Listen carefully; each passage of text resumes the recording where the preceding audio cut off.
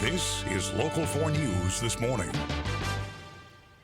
Good morning. I'm Emily Scarlett. Thanks for watching Local 4 News This Morning. A simpler recycling plan will take effect in parts of Iowa this summer. Illinois college students took to the streets asking Governor Bruce Rauner to sign the spending plan passed by state lawmakers. Hillary Clinton and Bernie Sanders are ready to face off during a debate in Brooklyn tonight. The latest poll shows Clinton has a 10-point lead over Sanders in New York.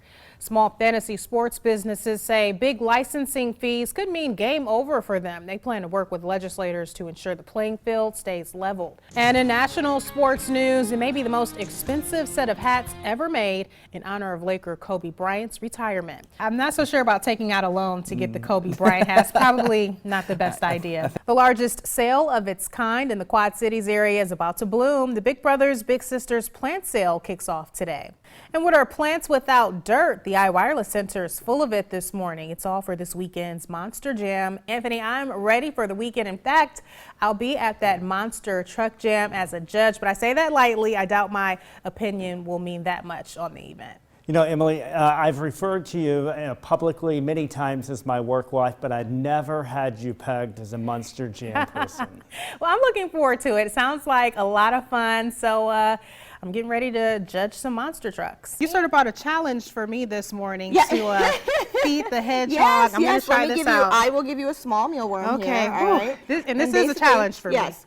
Oh boy. Welcome back. The third annual Big Bacon Bonanza is coming up the second weekend of April. Ann Walshall is here with the details. We've also got last year's champ, Martha Cleveland, with the Blue Cat Brew Pub. Thank you so much for being here this morning. I've been to the event before. I think it was last year. Great stuff. All things bacon. So, okay, Martha, you said you brought something here for us to get a little hands-on. If you want to mash up a little dough here, all right, you can have make yourself your own little So bun. you flatten it out. So you're flattening it out. And then how do you get to this step here? Graduation season is here. That means it's time to make some serious student loan decisions. Sounds like the important key there is doing your research, making sure you're making the best decision. Now, for those of us like myself who have already graduated, we're already there dealing with the student loans. What tips do you have for us? Oh my goodness. Polish pottery. It's actually become a tradition of military wives to collect it. It's all handmade from Poland. Now it has its own display here in the Arsenal attic. I'm now sitting in an actual hiding hole for runaway slaves built in 1855. You can see there's barely any room to move. You can't stand, and it housed as many as 3 runaway slaves at a time for as many as 3 days. This is one of the last times that you'll see these materials outside of a display box such as this one. So the important thing now is to preserve these items. That's the reason for the gloves. Even the oils from our skin can corrode these historic pieces. There's a reason they call this Rock Island. The ground holding the roots to these trees is so shallow. It's not long before they reach the bedrock, making it easier for them to uproot. You'll notice the same thing happened to this bigger tree behind us. This table is full of resources for survivors of sexual assault and those still suffering from abuse, including this chapstick, something that wouldn't be as noticeable in the eyes of an offender. The founding fathers of Geneseo, Illinois, traveled here in 1836 from Geneseo, New York. They purposely did this because the railroad was coming through in 1855. They knew at that time that if they could get a railroad through, that they could also get the slaves on the railroad boxcars and up into Chicago area, closer to where Harriet Tubman had her way through the Ohio River bottom. The group of 38 left their families behind with the sole purpose of helping runaway slaves seeking freedom, even signing a covenant vowing their support to the cause. These were abolitionists. There was great risk. You were breaking federal law to help a slave escape. They broke every rule there was in the country as far as their church, our government. Many times their families were against them. So when they came here, they gave up everything. Anne and George Richards were part of the second group of abolitionists who traveled to the newly founded Geneseo. They built the house that today stands as the town museum. 160 years ago, it housed runaway slaves. I'm now sitting in an actual hiding hole for runaway slaves built in 1855. You can see there's barely any room to move. You can't stand, and it housed as many as 3 runaway slaves at a time for as many as 3 days. Most were young males who would have had to leave whatever family they had behind. So the odds were hard. You had to spend a good part of your time outdoors. often moving at night, hiding in the day. Still, it is said that some runaways were prepared to drink poison if caught by slave catchers rather than return to slavery. As it comes out in a little bud, it comes open and it slices your fingers. Children as young as 5 and 6 years old would be picking the cotton as well as women who were in their 40s, maybe in 50s.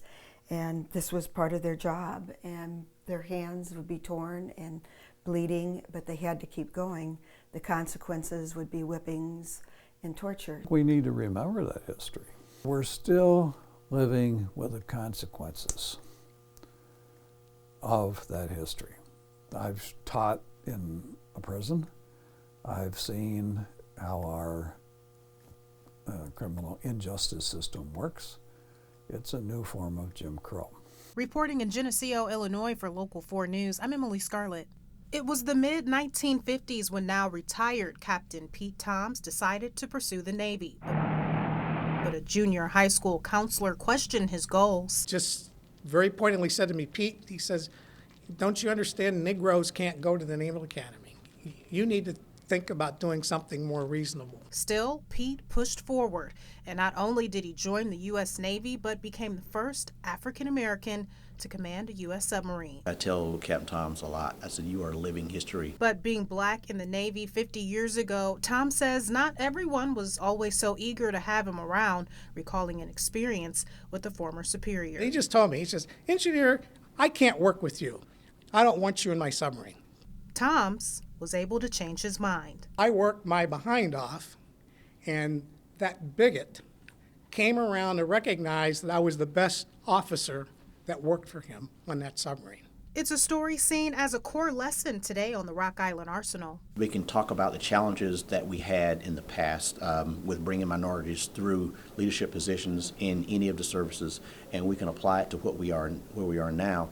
We can get a measurable difference. It also shows us how far we still have to go. Today, Captain Tom says, though it was not like this in the 50s and 60s, today the system is fair. If you do your job and work hard, it is possible to succeed no matter your race. There's really limited racial bias on a submarine. If there's any racial biases, it's not due to the system, it's due to the individual. But that is not to say there isn't room for improvement. We still got a long way to come with women, okay? We still have issues with the way women are treated. We got some attitude changes that need to be made when it comes to what we do with opportunities for women.